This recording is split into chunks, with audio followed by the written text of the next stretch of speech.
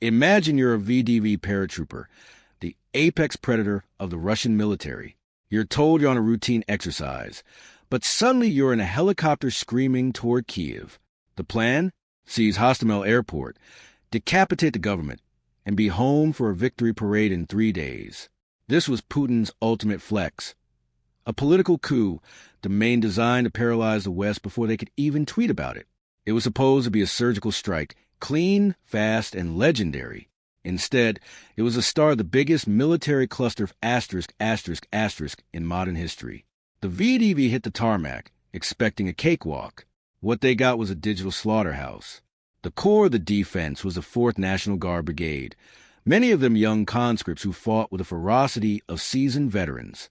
While the Kremlin thought they were being sneaky, U.S. and U.K. intelligence had already leaked the entire playbook.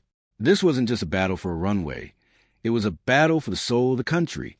If Hostomel fell, Kiev was cooked. But as those Mi-8 hips crossed the horizon, they weren't met with white flags. They were met with a wall of lead. The elite airborne was pinned down, but the real disaster was just starting. How did finance officers and teenagers turn the airfield into a graveyard for Russia's best? The video game slaughter is next. The VDV was isolated, pinned down, and completely cut off from their reinforcements. These elite troops found themselves being hunted by a motley crew of defenders using old-school Igla man-pads to swat multi-million-dollar alligator helicopters out of the sky like they were annoying flies. The Russian Plan B? There wasn't one.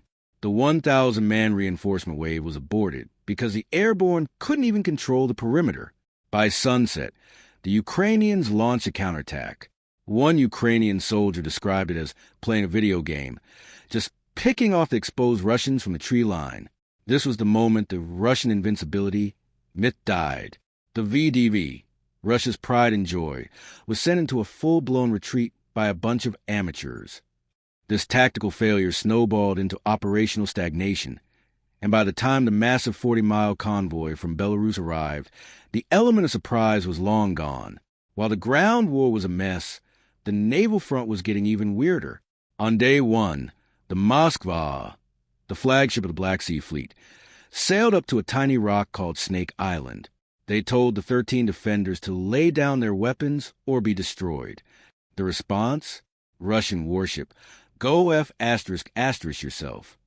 That single sentence didn't just go viral. It became a global middle finger to Putin's aggression. For the West, this was the Alamo moment. It proved that Ukraine wasn't just fighting for territory. They were winning the information war. Every person in London, New York, and Berlin now had a hero to root for. Russia, with all its superpower posturing, couldn't even handle 13 guys on a rock without looking like a bunch of bumbling villains.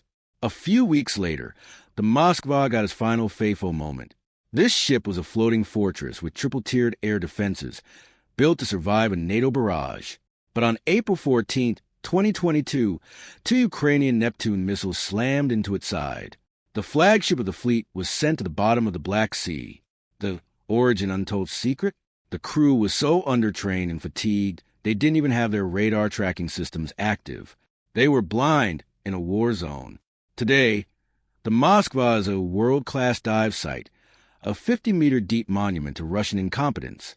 Diver reports from late 2025 confirm the wreck is a rusted cage, a visual reminder that geopolitical reputation doesn't mean anything if your crew is asleep at the wheel. You'd expect a superpower to own the skies. Instead, by February 2026, Russia has lost over 430 aircraft and still doesn't have air superiority. Why? Because Western nations flooded the zone with thousands of Stingers and Starstreaks. Russian pilots have become airborne artillery, staying 50 miles back and lobbing glide bombs because they know the moment they cross the line, a $30,000 missile will delete their $80 million jet. This failure has left Russian ground units, tanks, and convoys wide open. Without air cover, the iron fist of the Russian army is just a glass jaw. Every day, social media is littered with 4K footage of Russian armor being turned into scrap because their air force is too scared to show up. Russia has lost well over 2,300 tanks. To fill the gap, they are pulling T-62s and T-54s out of deep storage. These are literal museums on tracks. By early 2026, the endless tank myth is dead. Satellite imagery shows Russia's biggest storage bases are 70% empty. They aren't just using old tanks. They are cannibalizing 3 rusted T-62s just to make one that actually starts. They slap cope cages on the top and send untrained conscripts into battle in relics that javelins cut through like butter. It's a bad look for a country that claims to have the most advanced armor in the world. When the special military operation turned into a long-term meat grinder, Putin had to do the one thing he promised he wouldn't: call for mobilization. The result was a massive exit from the country. Thousands of military-age men fled on bicycles and scooters. Satellite imagery showed miles-long traffic jams at the borders. The guys who couldn't escape were dragged out of their homes. We saw videos of men with chronic health conditions and teenagers with zero combat experience being shoved onto buses. It wasn't a call to duty, it was a death sentence. This revealed the massive structural rot in the Russian manpower system. We're not talking about a meat grinder anymore. It's an industrial-scale slaughter. As of January 2026, Russian casualties have surpassed 1.2 million. Putin has lost more men than in every Russian conflict since World War II combined. Russian law says you need 4 months of training to go into combat, but that's a joke. We're seeing 5-day soldiers. One recruit famously said he trained once with 3 magazines before being sent to the front. Imagine being in a trench next to a guy who doesn't know how to disassemble his machine gun. They aren't building a military. They are building a zinc coffin pipeline. Amateurs talk strategy. Professionals talk logistics. Russia clearly didn't get the memo. Their convoys have been bogged down for years due to a lack of fuel and rations. We saw elite units abandoning tanks because they ran out of gas 40 miles from the border. This logistical nightmare has been made worse by Western sanctions, which prevent Russia from getting the specialized parts they need to maintain their modern fleet. The Origin Untold story here isn't just about a war. It's about the collapse of a superpower that thought it could win with 1940s tactics in a 2026 world. Putin's last bet is that the West will blink first.